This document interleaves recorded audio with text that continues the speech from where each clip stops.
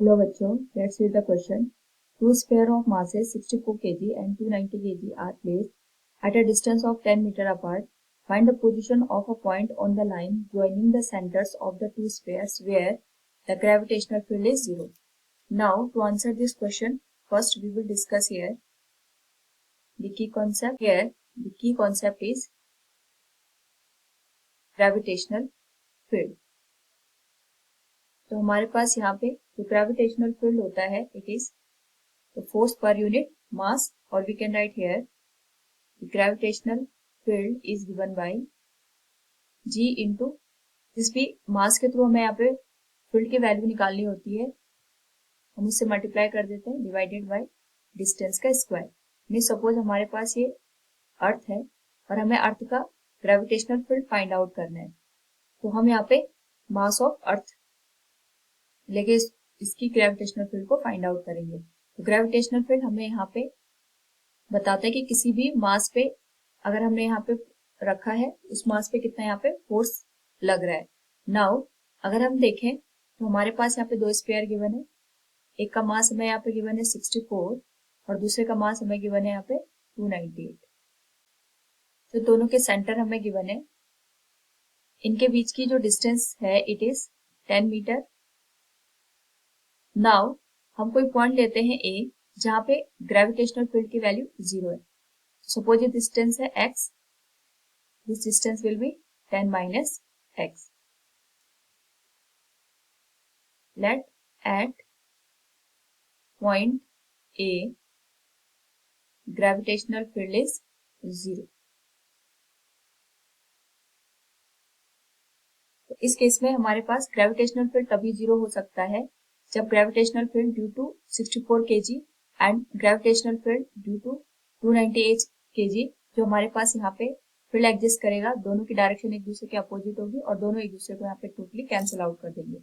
So we can write here gravitational field at A to 64 kg, it should be equal to gravitational field due to 298 kg at point A। तो अगर हम gravitational field की बात करते हैं, it is written है G into mass of the sphere divided by distance, हम यहाँ पे 64 kg से लेंगे x, so it will be x square.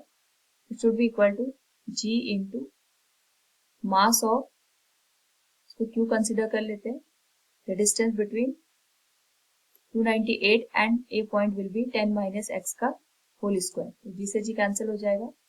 अगर हम यहाँ पे रिमेनिंग वैल्यू को पुट कर दें, it will be 64 divided by x square equals 298 divided by 10 minus x का whole square. It will be 10 minus x divided by x, इसका whole square हो जाएगा, equals 298 divided bye 64।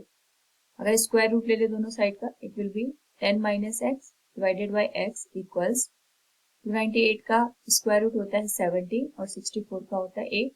Cross multiply करने पे it will be 80 minus 8x equals 17x, और we can write 8 25x equals 80। Further solve करने पे this value will be x equals 3.2 metre. यानी हमारे पास यहाँ पे जो 64 kg है उससे 3.2 मीटर पे, और 10 माइनस x अगर हम यहाँ पे करें, it will be 10 minus 3.2, it will be 6.8 metre. तो 64 kg से 3.2 मीटर की डिस्टेंस पे एंड 298 kg से 6.8 मीटर की डिस्टेंस पे हमारे पास जो ग्रेविटेशनल फील्ड होगा, it will B 0। Hope all you understood it. Thank you and best of luck.